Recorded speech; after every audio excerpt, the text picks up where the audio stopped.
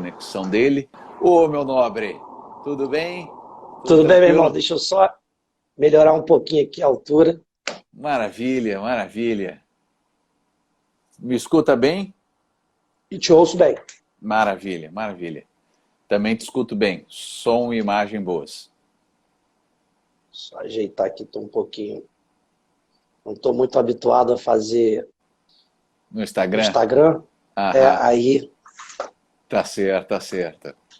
Mas vamos eu lá, já estou aqui. primeiro obrigado por aceitar o meu convite para a gente bater esse papo. Imagina, prazer Eu, enorme.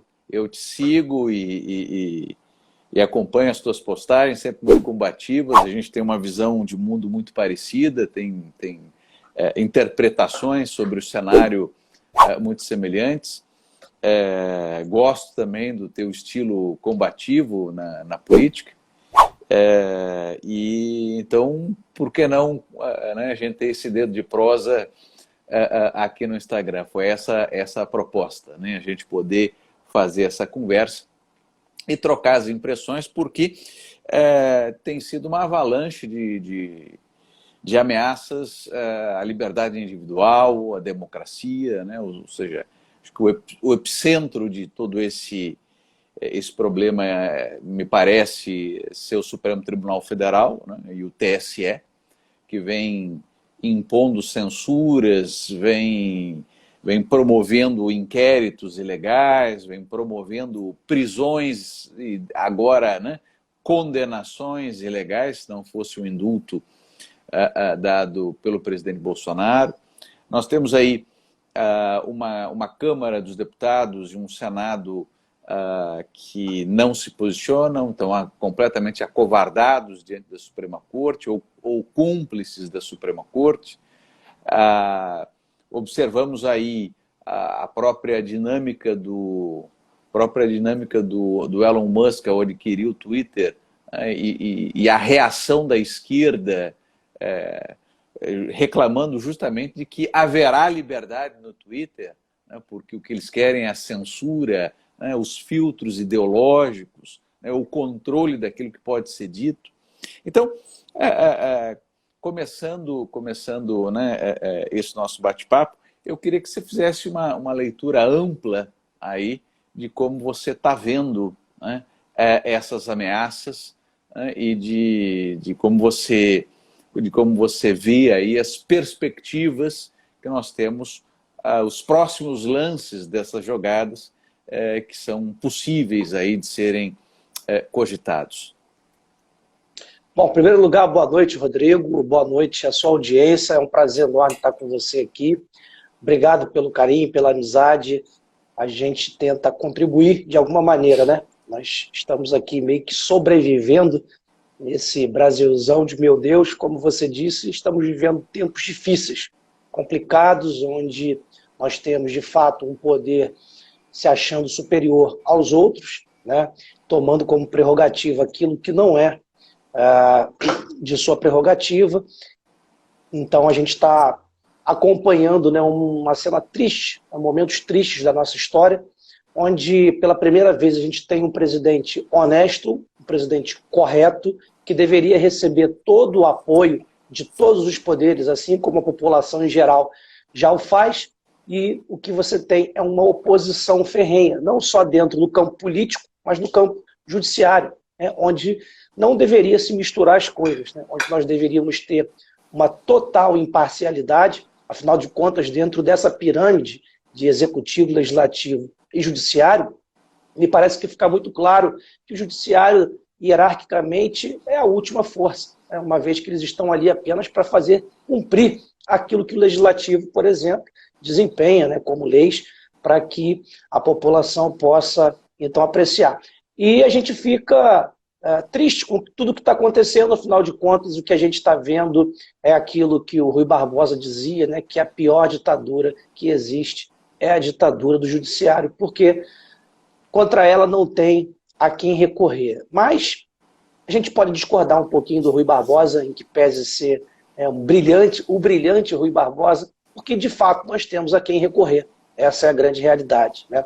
E isso está muito bem descrito na própria Constituição. Existe um poder moderador para isso.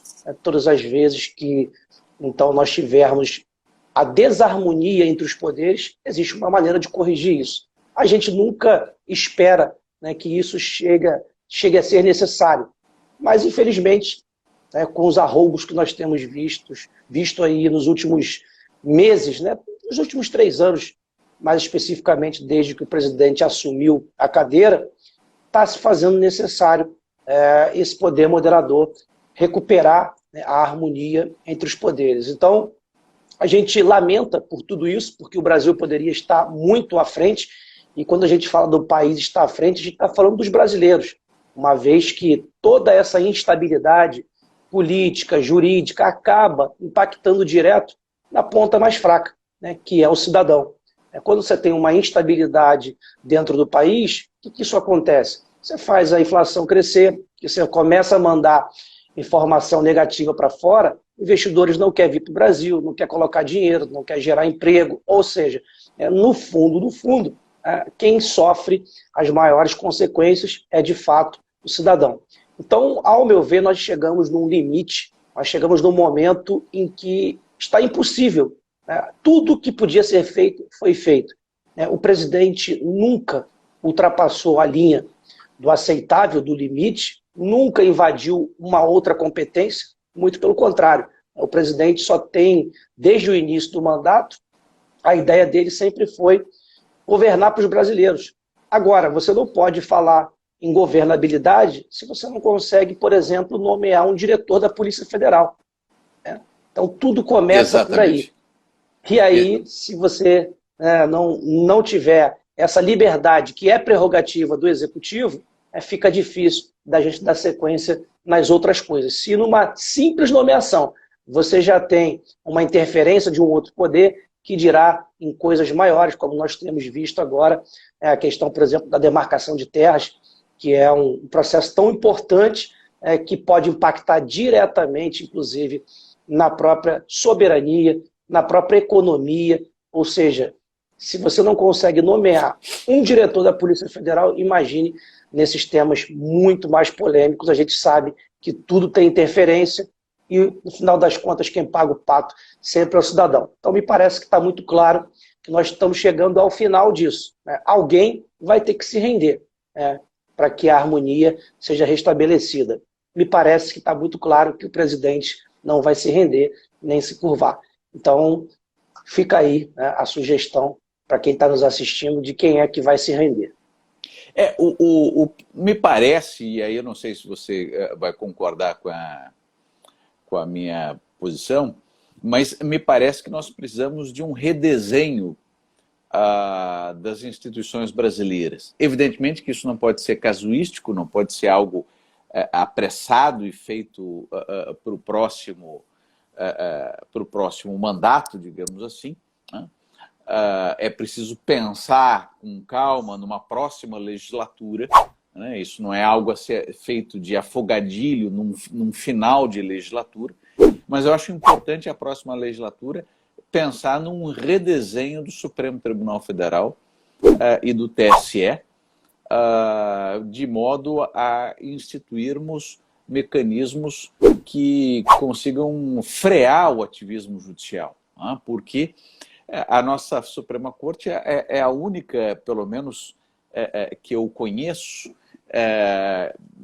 tenho alguns estudos aí sobre direito comparado, mas sempre percebo que o desenho da nossa Suprema Corte é o mais amplo possível, né? Ela a um só tempo, ela é corte que decide em abstrato as constitucionalidades, ela julga casos concretos, ela promove, através do seu presidente, que é também o presidente do CNJ, o papel de corregedoria do Poder Judiciário, de maneira pífia, porque não se punem juízes nesse país, né?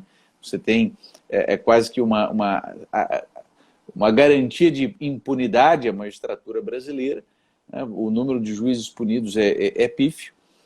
Então, é uma Suprema Corte que tem poderes excessivos, um TSE que também tem poderes excessivos, que poderíamos redesenhar isso. E aí eu tenho visto as propostas do deputado Orleans de Bragança, quando fala da Libertadora, o projeto de Constituição, onde ele sugere, por exemplo, em relação ao TSE, quebrar o TSE em três, né?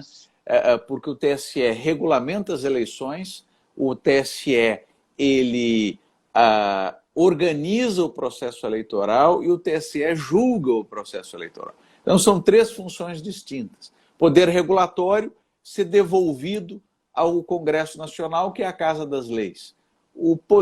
A organização do processo eleitoral, ele sugere no projeto de nova Constituição de se criar uma autoridade nacional eleitoral, uma autarquia, e que faça o papel administrativo, porque você tem que fazer a licitação para comparar as urnas, colocar as urnas nas zonas eleitorais, fazer a contabilidade dos votos, né, fazer a apuração dos votos. Ou seja, tudo isso é uma função administrativa, não é uma função judicial.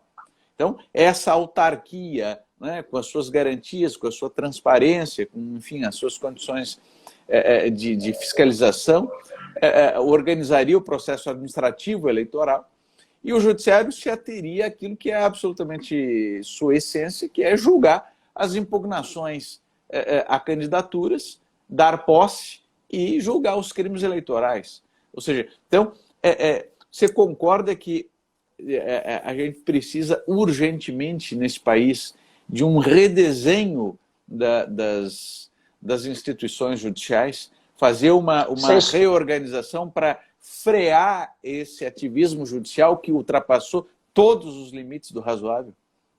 Sem sombra de dúvidas. A gente não pode esquecer que esse redesenho passa, inclusive, por uma instituição que custa quase 10 bilhões de reais por ano, tendo eleição ou não tendo.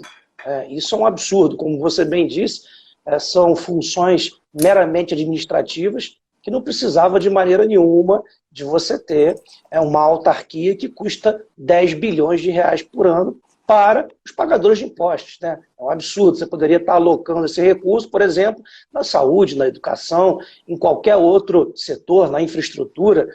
Eu mesmo canso de dizer isso, não vou cansar de dizer em relação ao pouco espaço que a gente tem hoje dentro, espaço fiscal para poder investir, quando os militares, por exemplo, entregaram o país para os civis, a gente tinha 35% de comprometimento, e aí você hoje tem quase 85% de comprometimento do orçamento, você não consegue investir mais nada. Se investia na época dos militares 23% na infraestrutura, hoje você investe 1% na infraestrutura. Então, você tem autarquias como essa, que não existe a menor necessidade de ter, custando 10 bilhões de reais por ano, tendo eleição ou não.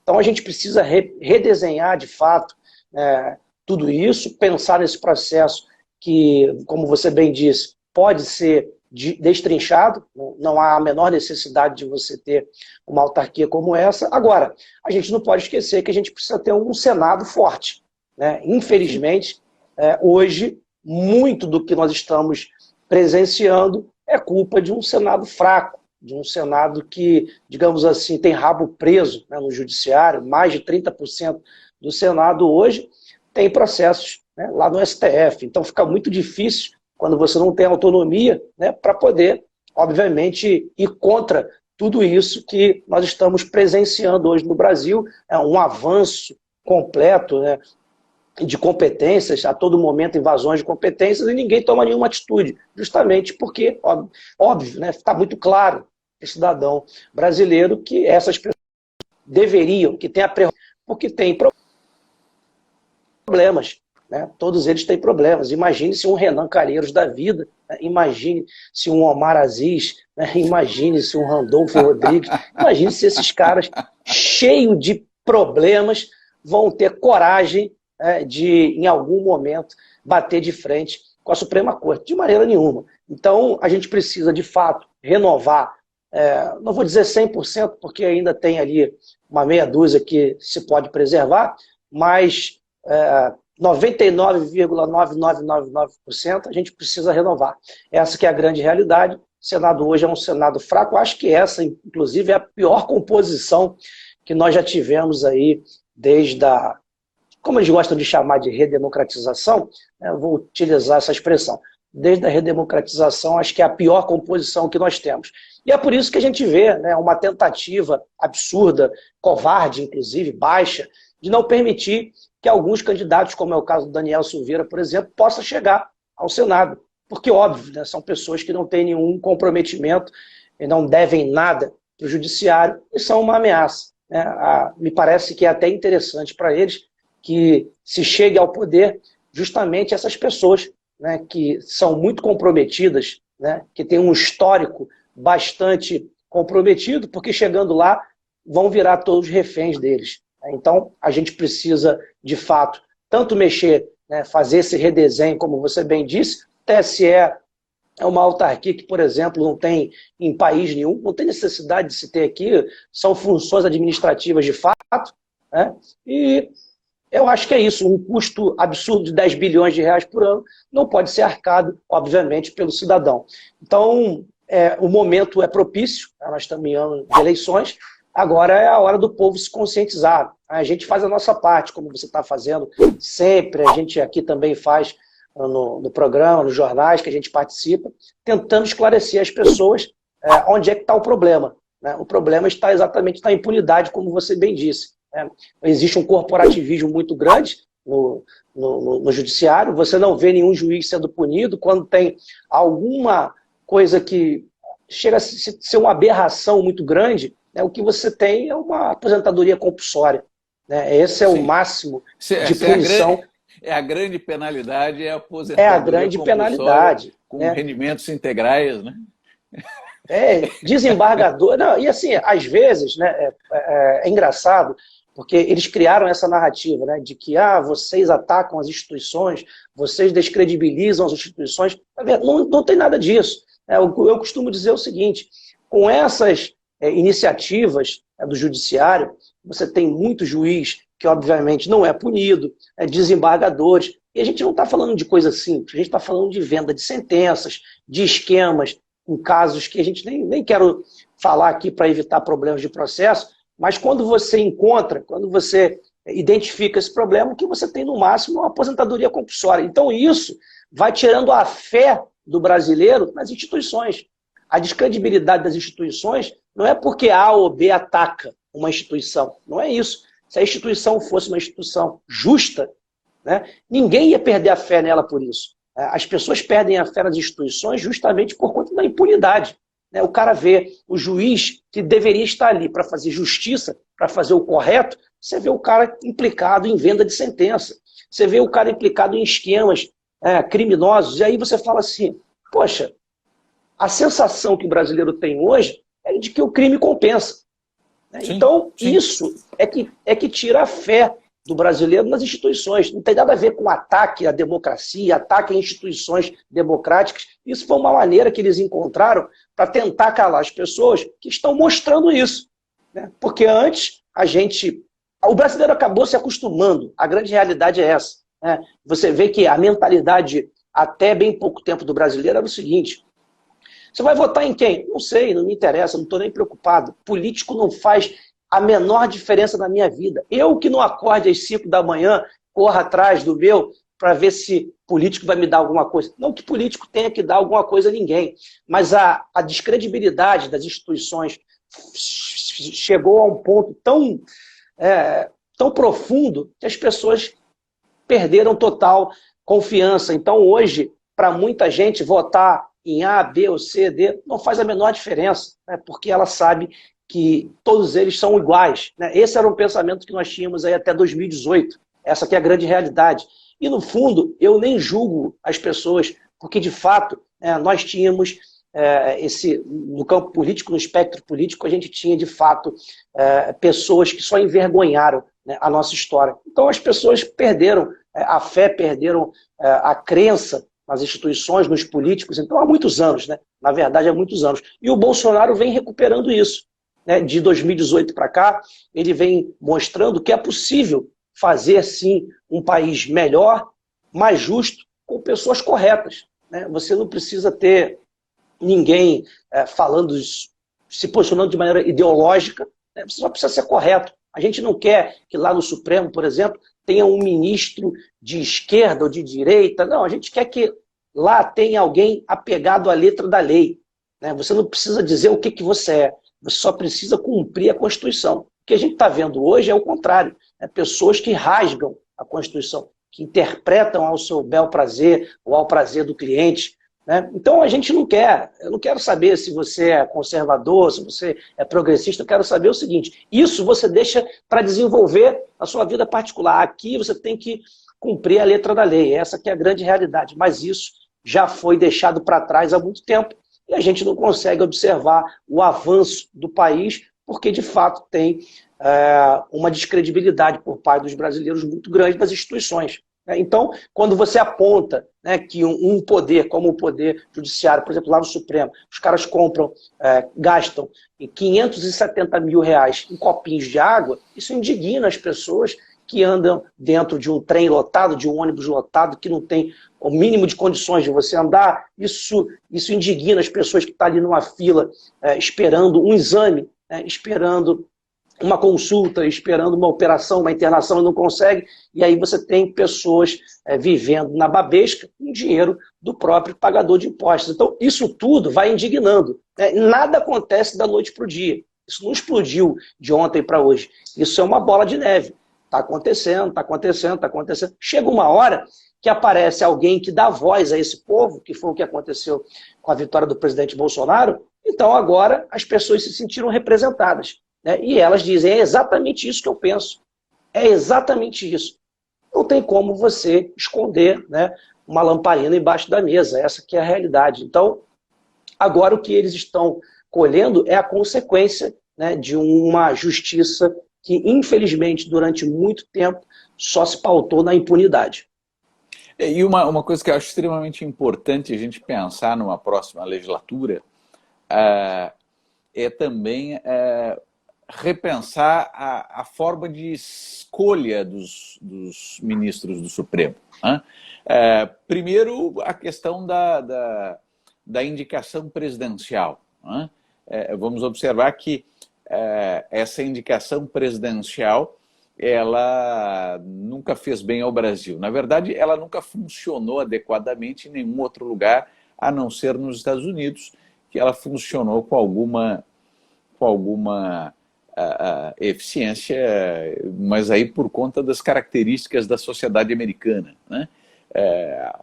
Nos países que copiaram esse modelo de Suprema Corte dos Estados Unidos, como é o caso do Brasil, e o modelo de indicação presidencial, o que nós observamos é que a composição da Suprema Corte ela tende sempre ao pior, né?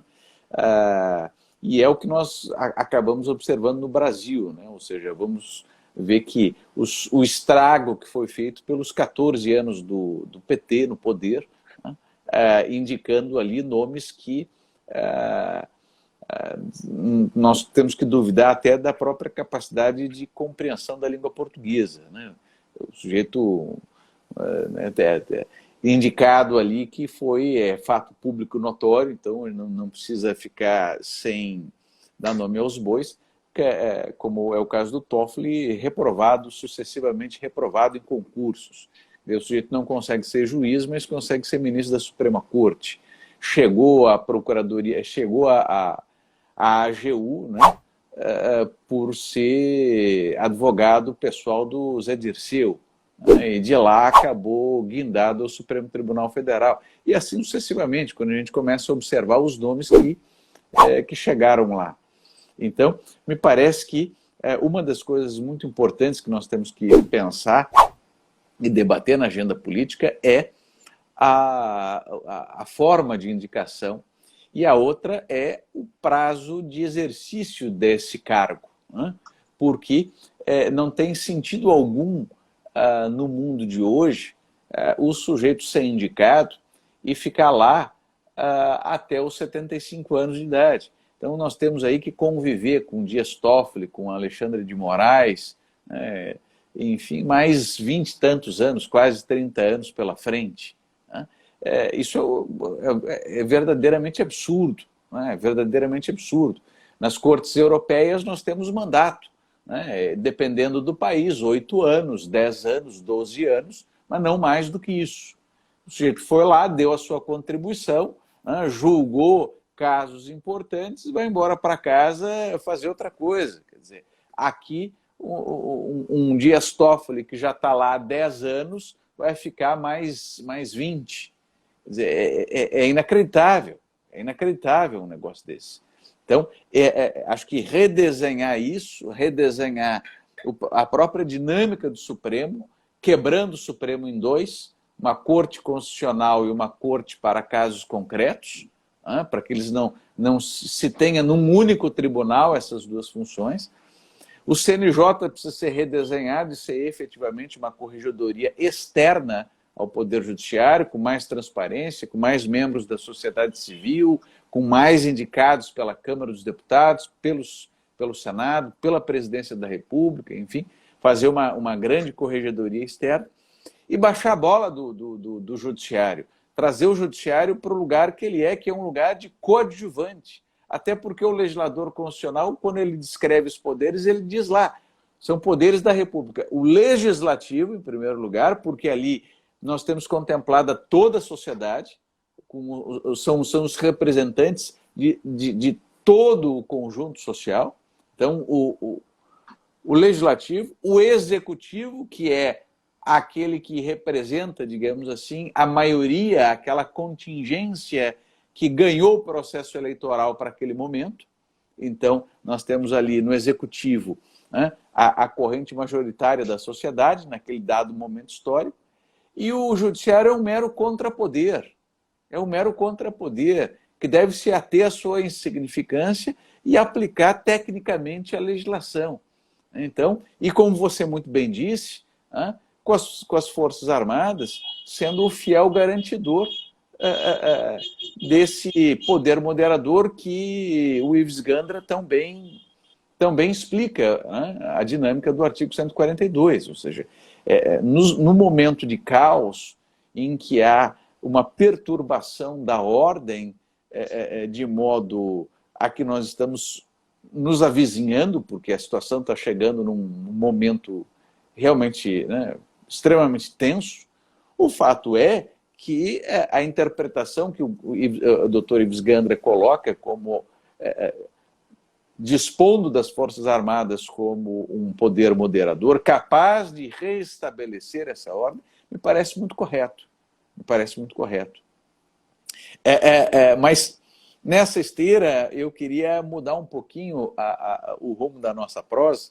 Eu tenho uma luta muito já de longa data que eu venho dedicando bastante tempo da minha vida a isso, que são as candidaturas independentes, né? A possibilidade de que o indivíduo se lance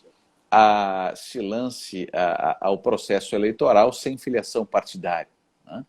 Essa questão ela começa lá em 2016, quando eu judicializei o tema aqui na Justiça do Rio de Janeiro, na Justiça Eleitoral, buscando a inscrição do meu nome como candidato a prefeito. Esse tema foi sendo negado e eu fui recorrendo até que o tema chegasse ao Supremo Tribunal Federal, mas também, antes de chegar ao Supremo Tribunal Federal, da decisão do TSE, eu recorri da decisão do TSE, eu recorri à OEA, né, a Corte Interamericana de Direitos Humanos, porque você tem, com o esgotamento das instâncias ordinárias, né, no caso nosso aqui é o TSE, dali então você tem a legislação colocando um prazo de 6 meses, né, no prazo máximo de 6 meses para que você faça a denúncia à Corte Interamericana. E aí estamos conversando aqui sobre essas questões eleitorais, esse desenho das instituições, E eu lembrei que essa semana nós tivemos finalmente lá na Corte Interamericana, você vê, ingressei em 2017 na Corte Interamericana, e essa semana nós tivemos finalmente um despacho na Corte Interamericana mandando citar o Brasil para que o Brasil se defenda, nesse caso, apresente a sua defesa prévia, né, nesse caso. Como é que você enxerga o nosso sistema eleitoral? Você também entende que seriam necessárias mudanças nas nossas regras eleitorais? Você entende que seriam necessárias, por exemplo, a adoção do sistema distrital misto? Você entende que seria necessário pensarmos aí em distrital puro, ou distritão que se cogitou há algum tempo atrás? Como é que você pensa essa dinâmica desse desenho eleitoral que nós temos? Isso merece também reforma? Sem sombra de dúvidas, né? Até porque a gente sabe que isso tudo foi criado para servir o sistema, né? Na última eleição, por exemplo, apenas 27 deputados foram eleitos de maneira direta, né? Ou seja, 95% da composição hoje da Câmara não foi escolhido diretamente pelas pessoas, né? Mas dentro desse sistema aí do coeficiente, o que é um absurdo. E é por isso que a gente tem uma crise de representatividade no país. Porque, óbvio, você não escolheu aquela pessoa não defende aquilo que você votou em um outro para que ele defendesse, então ela é puxada por um sistema covarde que foi feito para servir o próprio grande sistema do país, e aí você tem uma crise de representatividade grande no país. Eu sou um defensor também, como você, da candidatura avulsa. O próprio presidente Bolsonaro também já defendeu isso em diversas oportunidades. A gente sabe que o desafio é muito maior. Eu até acho, né, que esse tipo de processo deveria começar até pelo executivo. Acho que é um pouco difícil no campo legislativo você implementar isso, pelo fato de que, imagine, todos eles teriam que fazer pelo menos a sua cadeira, né? Então, sei lá, aqui no Rio de Janeiro, acho que o coeficiente é 110 mil para estadual e 170 para federal. Então, um deputado federal precisaria ter os 170 mil votos, né, para fazer a sua própria cadeira. Mas tem outros estados, claro, isso é de acordo com o número de eleitores de cada estado. Mas a gente vai aumentando, né? São Paulo, por exemplo, hoje o coeficiente é 280 mil votos para uma cadeira para federal. A gente sabe que é o desafio. Eu acho que no caso do executivo, ele é muito mais justo, né? Prefeito, governador, presidente, você deveria ter, sim, a oportunidade da candidatura avulsa. Eu acho que é um retrocesso nós não termos isso ainda no país. Isso faz, né, o povo ficar refém do sistema. Essa que é a grande realidade, porque o candidato precisa estar atrelado por conta da formalidade a algum partido. E esse partido não aceita qualquer um, só aceita gente dele, né? Alguns, inclusive, cobram muito caro, né, para você sair candidato a prefeito, a governador. Presidente, então, tem gente que dá uma mala, né, daquelas que o Gedel tinha em casa. Aquelas algumas, Gedel, né? Mas ele foi absolvido pelo Supremo. Não podemos falar do Gedel, que é uma santa figura, foi absolvido, né? Então... Eu ficava até com pena dele quando eu via aquelas malas lá que ele tratava com tanto carinho, botava no sol todo dia para não deixar, né, o dinheirinho, coitado, ficar amarelo, nem nada. Para não mofar o dinheiro, né? Porque como não ele levava muito tempo para gastar aquele dinheiro, podia mofar. Então ele deixava aquelas várias malas abertas na sala. O pessoal da esquerda é sempre criativo, né? É sempre um pessoal que tem essa preocupação, né, com a preservação. É muito bom, é muito bom. E, infelizmente, é isso que acontece, né, para você conseguir concorrer a algum cargo do executivo, por exemplo. A gente sabe como funciona. É uma máfia, de fato. É uma máfia muito grande, porque o sistema ele foi criado para servir os seus. E eles não iriam permitir, óbvio, que alguém que fosse do povo... Eu sempre digo o seguinte, o Bolsonaro é o melhor exemplo de uma candidatura avulsa, em que pese ele ter saído pelo PSL, mas o PSL não era nada. Até 2018, né, o PSL era um partido nanico. com um deputado, né, que era o Luciano Bivar. Então não tinha nenhuma expressividade, tanto que não tinha tempo de televisão, não tinha dinheiro, não tinha nada, absolutamente nada. Praticamente, o Bolsonaro teve a candidatura avulsa, né, porque ele não, digamos assim, não teve, não aproveitou-se de nada, né, de nenhuma benesse que ele poderia se aproveitar de um partido político.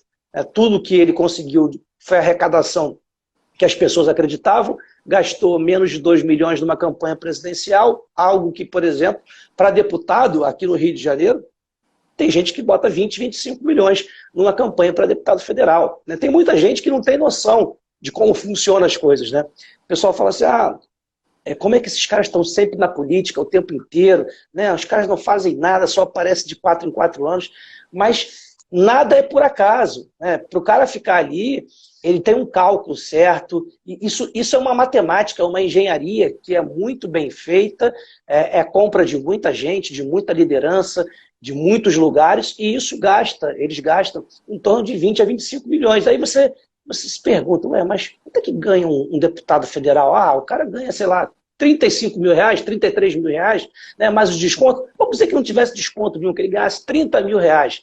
Tá, num ano esse cara vai ter quanto? Vai ter 360 mil. E em 4 anos? 4 anos no máximo vai ter 1,5 milhão aí. Tá. Puxa vida, mas como é que o cara gasta 20 milhões de reais se ele vai ter em um ano 1,6 milhão, 1,7 milhão? Troço impressionante, né? Pois é, para vocês verem, né, como é bom, né? Como é bom o sistema. Né? O cara gasta 20 milhões, 25 milhões numa campanha para receber 1,5 milhão, 1,6 milhões de salário em 4 anos. Né? Então, por aí... Seria o pior investimento do mundo esse, né? Por aí já dá para a pessoa ver que está tudo errado, que a gente precisa reformular. E assim, é uma coisa que eles fingem que não acontece. Aí é que está o problema. Né? Porque você tem um TSE que te dá um custo de 10 bilhões quase por ano, tendo eleição ou não, e os caras fecham os olhos para isso. É como se isso fossem casos esporádicos. Né? Todo mundo sabe que isso é tão velho como rachadinha. Né? Essa aqui é a realidade. Né? E 99% faz isso. Voto de opinião, né, como a gente costuma chamar aqui, voto de convicção, isso é para poucos. Né? Para muito poucos. Né? Isso é o cara igual o Bolsonaro, que a vida inteira passou ali, sempre foi um cara combativo, que tinha as suas agendas e tal, nunca teve aquele voto, o voto da política tradicional, comprando redutos e tudo mais. E aí você vê as pessoas fechando os olhos, fingindo que isso não acontece. Sempre aconteceu, vai continuar acontecendo, e enquanto não tiver um redesenho, a gente vai continuar vendo a política sendo refém desses crápulas. Porque, infelizmente, o dinheiro ainda compra muita coisa. Não compra tudo, mas compra muita coisa. Num país onde você tem mais de 100 milhões de pessoas que ainda sobrevivem com 413 reais, às vezes o cara olha num momento daquele uma oportunidade de botar 100, 150 pau no bolso, ele fala, político é tudo safado, tudo igual, eu vou pegar esses 100zão aqui mesmo, que tá bom pra caramba, porque entrando ele ou entrando qualquer um outro, não vai fazer diferença.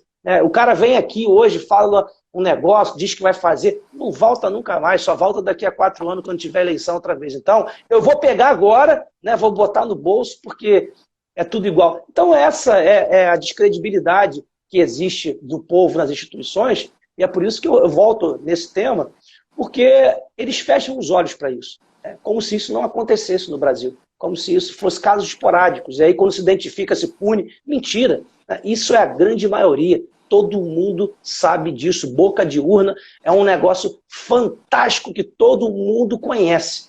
Né? Não tem esse santo. Né? É um ou outro que escapa dessa política nojenta, tradicional, que sempre aconteceu. Né? No passado se falava em dentadura, em milheiro de tijolos, em caixa d'água, né, em metro de areia. Hoje é a boca de urna. É 100 pau pro cara, né, vai lá, vota, vem aqui, pega os seus 100 reais. Acabou de votar, pode vir direto aqui, que vai ter um churrasco aqui com cerveja, com tudo, mas tu tem que votar e vir aqui. A gente quer ver e tal. É assim que funciona. Fechar os olhos para isso, é querer se enganar. Então a gente não pode fingir que essas coisas não acontecem. Agora, isso só acontece, como você bem disse, porque nós não temos, por exemplo, uma oportunidade de ter uma candidatura avulsa. o que é uma vergonha, né, num país como o Brasil, que se diz tão desenvolvido, né, um país, principalmente eles gostam de dizer a tecnologia das urnas é fantástica, é a melhor que existe no mundo inteiro. A urna do Barroso é inviolável. Pois é, mas não tem candidatura avulsa, né? Que Não medo é tem, não esse? tem. O problema é a candidatura avulsa, o problema é eu lá no TRE pedindo a candidatura, o registro da candidatura a prefeito, eu sou o problema. Agora, e tudo isso que você fala, eles não enxergam. E só corrobora, só confirma o que você está dizendo, porque nos meus estudos para propor a demanda das candidaturas independentes, eu estudei vários temas, não só da legislação, como questões da história do Brasil no passado, porque tivemos no Brasil candidaturas independentes no passado. Todo o processo eleitoral no Império era assim, na Primeira República era assim, e até a ditadura de Getúlio Vargas, né, até 1937, era possível a candidatura independente no Brasil. Mas, enfim, o que eu queria mencionar é que, estudando o tema para além da temática jurídica, né, além dos problemas jurídicos, né, eu me deparei com alguns estudos da transparência, sobre a transparência do processo eleitoral, sobre a taxa de renovação no processo eleitoral, e é assustador porque isso não é uma mera opinião, isso é dado comparado, compilado, registrado. O Brasil é um dos países de menor taxa de renovação política que se tem. Normalmente, quando tem o processo eleitoral, aí vem lá a imprensa e diz lá, foram eleitos tantos deputados, novos deputados. Né? Às vezes até em números que vão ali a 40%, 45%, ou coisa que o valha, próximo de 50% às vezes, dependendo da eleição. Só que, na verdade, esse dado é falso. Né? Você tem que levar em consideração o que é verdadeira renovação, ou seja, a chegada de novos grupos políticos ao parlamento, daquilo que é mera troca de nomes de grupos que já estão encastelados. Então, por exemplo, quando nós tínhamos aqui o ex-governador, atual hóspede do sistema carcerário, Sérgio Cabral, ele tinha o seu filho deputado federal. O pessoal ligado ao garotinho lá, o garotinho e a Rosinha, fizeram dos seus filhos deputados. Ou seja, você tem sempre novos nomes, mas não necessariamente estes novos nomes representam novos grupos políticos, sociais, acessando a Casa Legislativa. Então, quando você decompõe o número, o Brasil ele tem baixíssima renovação das casas legislativas. É um dos piores números de renovação. E o próprio processo eleitoral ele é organizado para que essa renovação não exista. Porque, primeiro, você tem uma legislação eleitoral absurdamente restritiva. Por exemplo, o Brasil é o único país do mundo em que até o tamanho da letra no santinho está regulado. Quer dizer, isso é uma loucura. Isso é uma loucura. O nosso processo eleitoral tem 45 dias. Então, quem está no poder passa lá 4 anos fazendo campanha. Quem está fora do poder só pode falar durante aqueles 45 dias. Se falar antes daqueles 45 dias, a Justiça Eleitoral vai lá e pune por campanha antecipada. E assim sucessivamente. Ou seja, é um volume de regras e um desenho institucional projetado para não se propiciar a renovação política. Quer dizer, é verdadeiramente dramático esse cenário em que nós não conseguimos oxigenar. E aí vem o poder judiciário no seu ramo eleitoral e nega a possibilidade de candidatura independente. Quando a Procuradoria-Geral da República, veja só, a Procuradoria-Geral da República no Supremo Tribunal Federal, quando o nosso recurso chegou lá, se manifestou favoravelmente. Ou seja, na época era a procuradora Raquel Doge, mas de qualquer maneira o procurador-geral Augusto Aras reiterou essa posição e disse, inclusive, sobre outros argumentos que poderiam sustentar a tese, né? E o fato é que o Poder Judiciário vem sistematicamente negando a possibilidade de candidaturas independentes, candidaturas avulsas, né? O que não é uma bala de prata, não é algo que promove,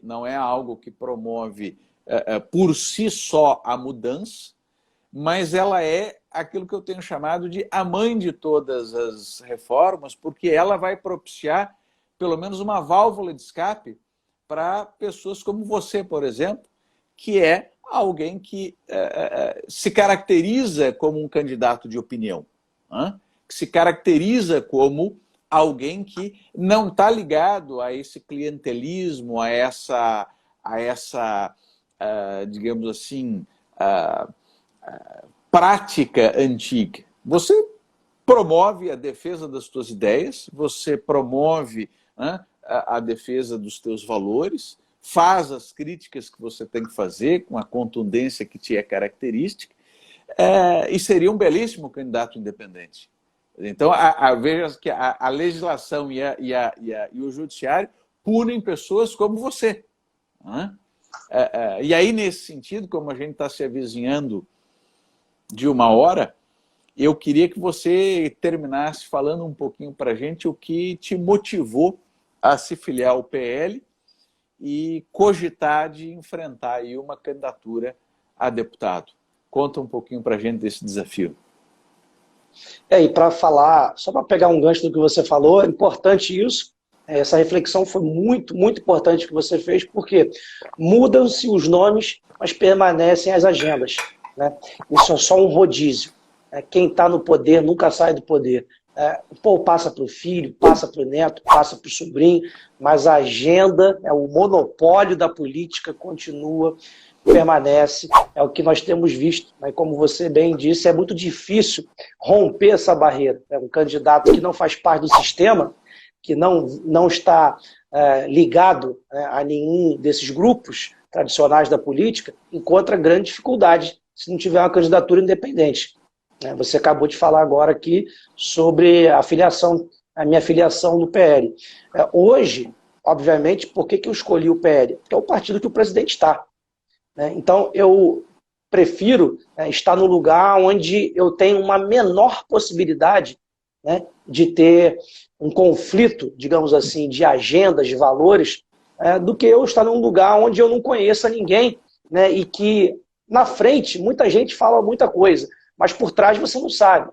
Então, pelo menos, eu pensei o seguinte: olha, se o presidente está aqui, certamente muita coisa que eu critico, que eu sou contrário, ele não vai permitir também que essas agendas avancem dentro do partido, como questão de ideologia de gênero, invasão de propriedade privada, tudo que defende a esquerda, que nós somos totalmente contrários. Eu tenho certeza que o presidente não estaria num partido que defendesse qualquer dessas agendas. E se algum dia vier a defender, obviamente que ele vai deixar o partido. Então, uma das coisas que me deu mais segurança para escolher o PL foi exatamente a questão da presença do presidente, porque a gente se alinha com as nossas agendas, com os nossos valores. Então, eu fico mais tranquilo, diferente de você estar num partido que você sabe que os caras são aqueles políticos fisiológicos, a velha política que está acostumada apenas a servir seus interesses próprios. Não tem ideologia, não defende nada, não tem valores, o valor deles é o valor monetário. Então, fica muito difícil de você arriscar. E eu também não quero arriscar tudo que eu fiz até aqui, porque nunca precisei de política para nada, nunca fui filiado a partido nenhum, nunca tive cargo em gabinete, aliás, nunca tive nem amizade com político, porque eu nunca gostei dessa raça, né, que, na verdade, não tem nada de representante do povo. Essa que é a grande realidade. Eles representam seus interesses próprios, representam sua família, né, seu grupo de amigos, é só isso que eles representam. Então, assim, eu sou eleitor aqui do presidente Bolsonaro desde 2006, né, quando ele é deputado federal, e era uma das poucas pessoas que, de fato, né, eu acompanhava. Te confesso que nem acompanhava tanto a política como eu acompanho hoje, né? Isso começou em 2008, né? Porque a gente já vinha fazendo, eu já faço um trabalho nesse sentido de defesa de valores, né? Desde 1998, por conta da igreja, né? Então a gente sempre teve esse tipo de trabalho. Só que em 2008, né, com a ascensão dos governos do PT, ali o Lula no auge, e o país, aparentemente, economicamente, muita gente tendo acesso a muita coisa, eu comecei a observar aquilo e falei, olha, isso não tem como acabar bem, né? Porque o brasileiro não tem, por características, ser um poupador. Você não pode adquirir bens de alta complexidade sem ser um poupador. Como é que esse pessoal todo está comprando essas casas, esses apartamentos? Porque eu via isso na prática, né? E aqui no Rio de Janeiro, eu não sei, não posso falar de outros estados, mas a gente sabe que tem jeito para tudo. O cara pegava lá o dinheiro, depositava, um dia sacava do outro, emprestava o cartão de crédito para fulano, ciclano, para o amigo, para o parente, para o cachorro, para o papagaio, movimentava, fazia fatura, aí chegava lá, sentava na frente do gerente e dizia, ó, minha movimentação é essa, tal, tal. Aí apresentava como se ele tivesse uma renda de 10 mil reais, mas no fundo ele ganhava 1.500, 1.800 reais. Ia lá, financiava um apartamento com prestação de 1.100 reais, R$ 1.000. Como é que o cara que ganha 1.500 reais, 1.800 pode ter uma prestação de um apartamento de 1.000, 1.200 reais? Isso vai dar problema. Ele vai ter que, em algum momento, escolher ou comer ou pagar a prestação, né? Então, a médio e longo prazo, eu sabia que isso, em algum momento, ia estourar. Eu me lembro aqui que, quando você passava aqui, eu sou morador da Tijuca, né? Então você passava na Praça Sans Pena aqui, tinha C&A ali, né? Grandona. Olha, o que tinha de jovens, né? Meninos, meninas, com aquela blusinha azul da financeira Ibis. Nunca me esqueço disso. Você passava ali, o cara só faltava te arrastar para dentro. Vem aqui agora, vem aqui, faz seu cadastro rapidinho, já saca 500, já saca 800. É rapidinho, jogo rápido, não sei o quê. E era assim mesmo. Você ia lá, fazia um cadastro incrível. Você ia na boca do caixa, sacava 500, sacava 800, sacava 1.000. Eu falava, meu Deus do céu, onde isso vai parar? Né? Um dinheiro fictício. Eu sabia que em algum momento essa bolha ia explodir. Né? E quando chegou na época da Dilma, né, aquela coisa maravilhosa, então nós vimos a explosão de tudo isso. E aí juntou-se, né, com os casos de corrupção, aí nós chegamos onde chegamos. Então, de lá para cá, eu ainda relutei muito, né, e uma das pessoas que me incentivou muito a entrar na política foi o senador Harold de Oliveira. Ele sempre falava, a gente, aqui no Rio de Janeiro, eu sempre promovi palestras, e eu mesmo não dou as palestras, né, mas eu convido pessoas como você, Rodrigo, pessoas capacitadas, como o professor Delmo Fonseca, com o professor Mauro, enfim, pessoas que possam contribuir para o desenvolvimento intelectual, para que traga visões de mundo, para que as pessoas percebam por que as coisas são como são, por que elas funcionam assim, nada é por acaso. Então, de 15 em 15 dias, a gente sempre promove essas palestras no Rio de Janeiro. Demos uma parada na época da pandemia, porque, infelizmente, ficou tudo fechado, depois eles reduziram a capacidade para 30%. Então o senador Harold participava disso tudo e ele sempre dizia, rapaz, você tem que entrar para a política. Senador, eu não quero me meter com esse bando de corrupto, ladrão. E eu falava assim, e ele ficava olhando para mim, e falava, mas eu sou político e não sou assim. Eu falei, eu sei, mas o senhor, o Bolsonaro, são exceções no meio desses 513 aí. Então chegou um momento, né, em que eu vi a debilidade dele, que já era grande, e foi uma coisa assim, bastante profunda, né? E eu percebia, né, que ele já estava bem velhinho, e ele dizia, olha, se a gente continuar pensando assim, né, de não querer entrar, para não se misturar, a gente nunca vai mudar nada. A gente tem que ocupar os espaços, a gente tem que, de fato, sacrificar, porque isso é sacrificar. Para quem é correto entrar na política, não é nenhum benefício, muito pelo contrário.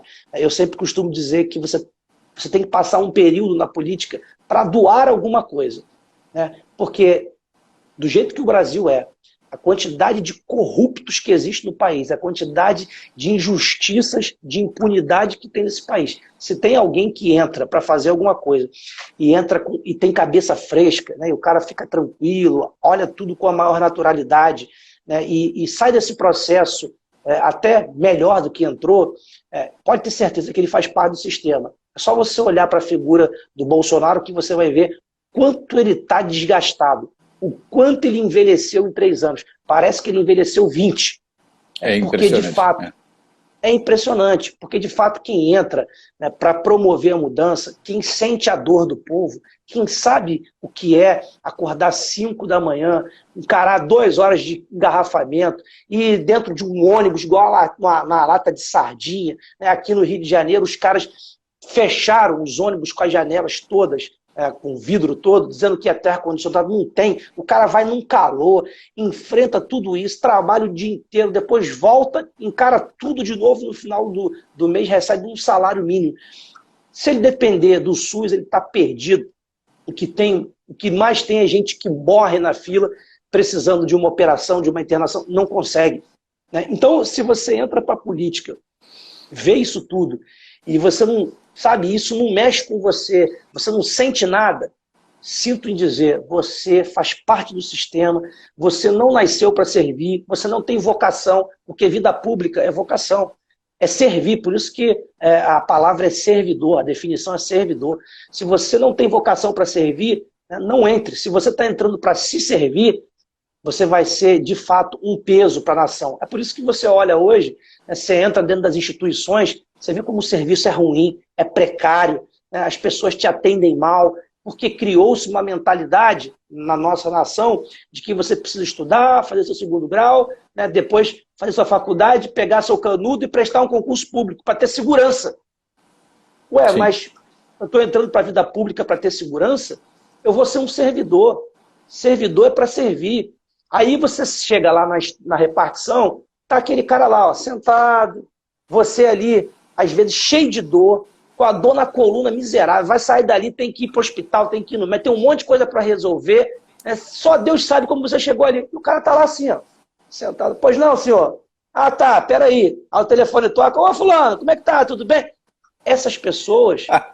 É assim, a vida pública é assim, por isso assim que mesmo. Tudo é uma porcaria no Brasil. Por quê? Porque, infelizmente, nós não temos pessoas com vocação no serviço público. E o político não é diferente disso. Infelizmente, a maioria entra para servir-se, para servir os seus familiares, né, os seus amigos, e aí a população continua sofrendo. Então, por conta disso, eu decidi ouvir os conselhos do senador Harold e falei, olha, eu vou doar um tempo da minha vida. Não quero fazer carreira política, não acho que seja bacana fazer carreira política, não tenho nada contra quem faz, mas acho que a gente tem que aprender a servir e formar outras pessoas. Identificar pessoas que têm vocação para servir e dizer assim, ó, vem cá, eu vou te preparar para você me suceder. Essa que é a realidade, né? Eu vou preparar outras pessoas em outros municípios, eu vou identificar pessoas para ser um vereador lá em Niterói, em São Gonçalo, na Baixada Fluminense, na região oceânica. Enfim, a gente precisa, né, ter esse comprometimento, nessa doação de poder entregar para o Brasil, né, doar um pouco do seu tempo. Porque isso você vai sacrificar a sua família, certamente você vai deixar de fazer muita coisa com a sua família, de dar atenção para a sua família. Então eu não consigo imaginar como esses caras passam dentro desse processo sorrindo. Eu não vejo, honestamente, um motivo hoje para sorrir. O que tudo a gente está vendo no país, não é que a gente precisa se tornar uma pessoa amarga, mas infelizmente, enquanto esse processo não for mudado, eu não vejo dentro da política motivos para ninguém estar sorrindo e achando graça de nada. Muito pelo contrário, a gente tem que estar indignado, porque quem sofre é aquele que banca toda a máquina pública. É o cara que ganha um salário mínimo, é ele que banca o salário de 33 mil do deputado, que tem hotel 5 estrelas, que tem hospital 5 estrelas, que viaja de primeira classe, que conhece o mundo inteiro, que tem auxílio combustível, paletó, moradia. É o cara que ganha um salário mínimo, que banca tudo isso. Então, se for para entrar para ser mais um, se for para entrar para me servir, eu não quero. Né? Foi isso que eu falava para o senador. Então, eu tomei essa atitude para doar aí 4 anos, ou no máximo 8, para poder contribuir, sabendo que vai ser um sacrifício. Um sacrifício. Então, por isso, eu tomei essa decisão, né? E hoje sou pré-candidato, já vou falar aqui, né? Porque, como o Rodrigo falou, essas amarras, né, que existem, tão interessante no Tribunal Superior Eleitoral, que você só pode falar pré-candidato. É só depois de 45, nos últimos 45 que você pode falar candidato. E agora, só para efeitos de registro, ninguém está pedindo votos, portanto, não há nenhuma campanha antecipada. Né? Portanto, não há problema com o TRE ou com o TSE. Mas, meu nobre, parabéns, já estamos aqui com 1 hora, daqui a pouco o Instagram nos derruba. Eu queria te agradecer mais uma vez por essa prosa e já queria deixar aqui, de viva voz, o convite para que a gente repita isso outras vezes, né? A gente torne isso, quiçá, uma regularidade, a gente poder bater esse papo aqui. Tá bom? Muito obrigado. Vai ser um prazer, Rodrigo. E eu te dou aí a palavra para que você possa se despedir, fazer as suas palavras finais para esse pessoal que nos assistiu ao vivo ou que assista gravado depois, que eu vou deixar lá no meu perfil. Por favor, a palavra. Vai ser um prazer, Rodrigo. Eu já aproveito para te convidar o dia que você puder para participar com a gente do Jornal da Manhã, né, que é um jornal que a gente faz lá no canal Todo Poder Emana do Povo. O dia que você estiver tranquilo aí, puder, não tiver nenhum compromisso, só falar comigo, vai ser um prazer enorme ter você lá trazendo esses esclarecimentos. Isso é muito importante. A gente tem feito um trabalho exatamente nessa linha, né, de esclarecer a população, porque é um ano difícil, é um ano que a gente tem a oportunidade de mudar tudo, mas a gente sabe, né, que ainda existem algumas barreiras, e uma delas é a comunicação. A gente precisa fazer isso. Então, eu quero te agradecer a todos que nos assistiram até agora e a todos que ainda vão nos assistir. Uma boa noite a todos e até a próxima oportunidade. Obrigado, meu nobre. Forte abraço. Tchau, tchau.